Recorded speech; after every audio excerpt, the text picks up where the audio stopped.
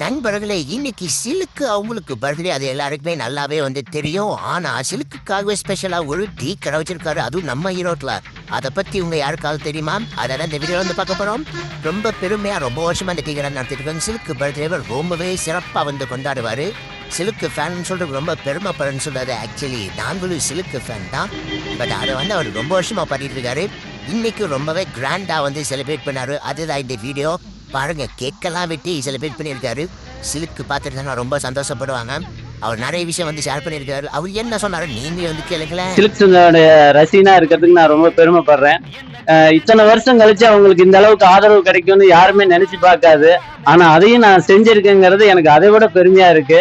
இந்த அளவுக்கு எல்லாரும் ஒரு கிரௌடா சிறப்பான முறையில, ஏன்னா நம்ம வீட்டு ஃபங்க்ஷன் மாதிரி எல்லாரும் கலந்துக்கிட்டு நல்ல முறையில செஞ்சு கொடுத்துருக்காங்க, வந்திருக்காங்க. அதுவே எனக்கு மிக்க மகிழ்ச்சி. ஆனா இதெல்லாம் தாண்டி இல்லாதப்பட்டவங்களுக்கு ஆடைகள் வழங்கி, உணவுகள் வழங்கி இந்த அளவுக்கு சிறப்பா பண்ணியிருக்கோம்.